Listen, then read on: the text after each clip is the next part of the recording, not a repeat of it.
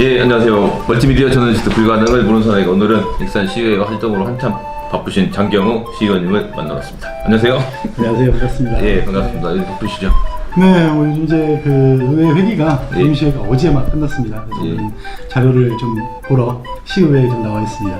네. 예, 시의원님께서는 이제 평소에 이제 구도심 살리기와 소상공인 활동에 이제 관심이 많으시다고 들었습니다. 네, 그렇습니다. 실은 이제 그 소상공인들의 삶 자체가 굉장히 어렵고 힘들거든요. 예. 특히나 우리나라 같은 경우는 그 OECD 평균에 비해서 소상공인 비율이 굉장히 높습니다. 그래서 소상공인들이 굉장히 좀 어렵고 힘들게 지금 삶을 살아가고 있는데 요즘 뭐 저도 소상공인 중에 한 사람입니다. 이제 집사람이 요리매장 운영하고 있거든요. 그래서 워낙 많이 힘들다라는 것들을 피부로 실감을 하고 있습니다.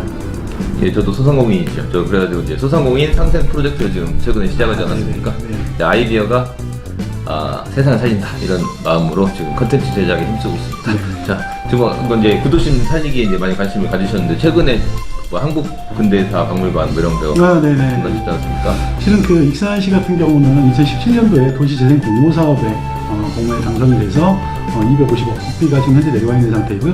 이게 지금 5개년간 지속이 되는데 올해까지 계획을 좀 마치고 내년부터 실질적인 실행 계획이 좀 들어갑니다. 실행에 들어갑니다. 그래서 좀 기대가 되고 있는데 이번에 또 반가운 소식이 좀 있었어요. 예. 그 익산 구도심 내에 그 익산 그 근대 역사관이 개관을 하게 되었죠. 그래서 예. 근대 역사관 같은 경우는 예전에 이제 그 독립운동가였던 삼산 김병수 선생께서 1922년도에 지은 건물인데 이번에 이전 개관을 하게 되었어요. 이전 개관을 하면서 그 공간을 익산의 근대 역사관으로 꾸미게 된 것이죠. 그게 원래는 병원이었죠. 네, 맞습니다. 네. 100년 된 병원. 그렇죠. 1922년에 개원을 했으니까 이제 3년만 지나면 꼭 100년이 되는 것 같습니다.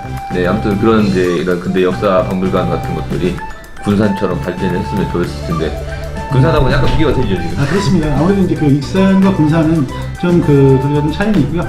군산 같은 경우는 이제 계양도시이고, 뭐 군산 세관이라든지, 나가사키 유타루네 이런 은행들이 이렇게 해서 좀 굵직굵직한 건물들이 좀 있었고요. 익산 같은 경우는 농장을 중심으로 해서 근대 개화기를 맞았어요. 그래서 약간은 이제 틀립니다. 그래서 이쪽은 뭐 수리조합이라든지 아니면 농장 관련된 어떤 그런 그 근대 건축물이나 이런 것들이 좀 많이 남아 있는 상황입니다. 그렇군요. 그러면 이제 구도심에 평소에 관심이 많으셨잖아요. 네네. 구도심 살리기에는 어떤 일들을 해야 이제 구도심에서 어떤 실은 그 도심 내 이제 익산의 구도심 같은 경우는 익산역하고 굉장히 이렇게 근접해 있거든요. 그래서 익산역을 지나는 많은 사람들을 잘 활용하는 어떤 그 제대로 된 컨텐츠를 만드는 게 굉장히 중요하다라고 이렇게 생각이 됩니다. 그래서 지금 그런 컨텐츠를 어떻게 만들 것이냐에 대한 고민들을 하고 있습니다. 실은 어떤 하드웨어, 뭐 건물들을 뭐 새로 짓거나 이런 것들보다 실은 어떤 컨텐츠를 집어넣느냐에 주안점을 두고 있습니다. 어떤 스토리를 입히느냐가 중요할 것 같고요. 네네, 맞습니다. 그래가지고 제가 또 남원하고 전주 이런 곳에서 컨텐츠 제작소를 네. 이제 만들고 있지 않습니까? 그래서 이제 익산에서도 써주시면 다른 지역에서 많이 불러주는데 익산에서는 전혀 뭐 이렇게 입질이 없어가지고 네. 익산에 뜰 예정입니다. 네. 실은 이제 그 익산에 좀 다양한 그 재주를 가지고 있는 분들이 많이 이렇게 계시는데, 실은 뭐 우리 여기 옆에 계신 우리 그 저기 불가능을 모르는 사나이 조기성 씨 같은 경우도 익산이 가지고 있는 뭐 굉장히 소중한 자원 중 하나라고 이렇게 생각을 하고 있습니다. 그래서 이런 자원들을 잘 활용을 할 수 있는 방법들을 좀 찾아보는 것도 중요할 것 같고요. 실은 소상공인에 대해서 이제 굉장히 또 관심도 많으시잖아요. 그다음에 소셜에 대해서도 뭐 굉장히 그 관심이 많으시고 그래서 소처럼 일하겠습니다. 네. 그래서 이런 그 컨텐츠들을 좀 잘 활용을 해서 익산에서 다른 도시하고 좀 차별화된 어떤 컨텐츠들을 하나씩 만들어가는 그런 것들이 굉장히 중요하다는 생각이 듭니다. 네, 그렇죠. 컨텐츠가 지금 저는 이제 아이디어가 세상을 바꾸지 어떤 이제 지금 하드웨어 시대는 지났지 않습니까? 네, 그렇습니다. 네. 그리고 제가 이제 그 구도심 살리기 일환으로 제가 밤에 나가봤더니 깜짝 놀랐어요. 밤에 공포 영화에 나오는 그런 도시가 있는 거예요. 사람이 한 번도 없어.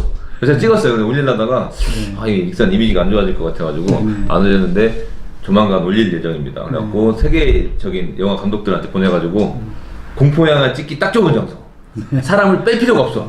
이미 다 빠져 있잖아요. 그러니까요. 지금 뭐 교도소 있고. 안타까운 현실입니다. 실은 구도심 같은 경우는 이제 예전에는 개발 비용 자체가 비싸다 보니까 그 토건업자들이나 건축업자들이 도심 자체가 비싸게 가격이 형성이 되어 있으니까 자꾸 외곽 지역으로 이렇게 개발을 하게 되는 거고, 외곽 지역으로 개발을 하다 보니까 도심 자체가 비는 어떤 그 도우넛 현상이 이렇게 지금 나타나게 되거든요. 근데 실은 우리 익산뿐 아니라 그 지금 대한민국에 있는 뭐 구도심들이 대부분 다 그런 어려움들을 겪고 있는 게 현실이고요. 아마 세계적으로도 이제 그런 도우넛 현상을 없애기 위한, 그래서 그 비어있는 가운데 중심 도심을 채우기 위한 그런 노력들이 계속되고 있는 것 같습니다.